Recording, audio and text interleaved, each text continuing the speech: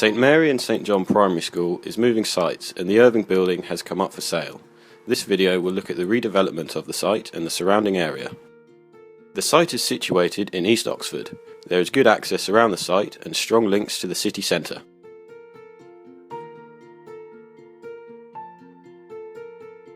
One of the main problems with the site is the amount of cars parked on the surrounding roads.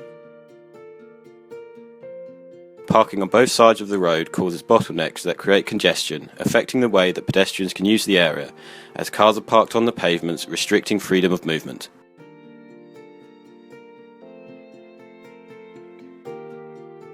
As it can be seen here, there is not enough space for prams to be pushed down the pavement, so they are forced to be pushed down the roads, which is dangerous to both cars and pedestrians. Another problem with the site is the amount of inactive edges. These blank walls create corridors that do not add to the aesthetics of the built environment. My vision for the site is to create a scheme that will maintain the area as a community meeting point. This can be achieved by creating a shared space scheme that brings the needs of pedestrians to the forefront of design. Jan Gehl introduced the theory that life and space must come before buildings. By using this theory, the site will be designed to give pedestrians safer movement around the area.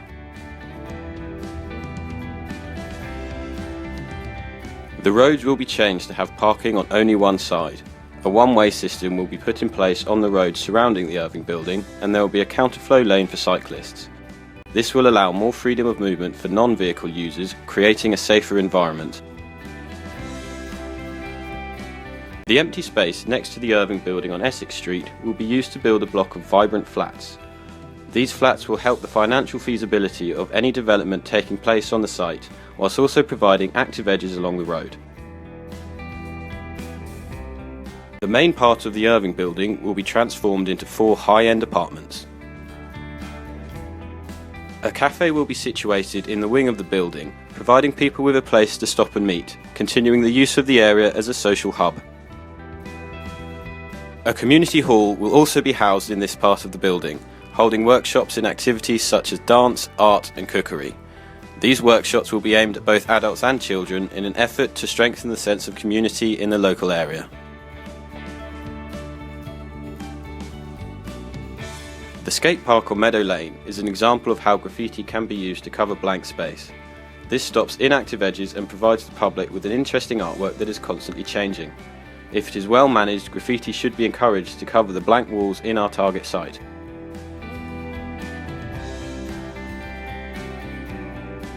The new cafe will provide the neighbouring bakery with the incentive to offer a wider range of food to the public, as there will be a higher number of people walking past the shop. These changes will help create a more pedestrian-friendly space that will attract more people to move through the area.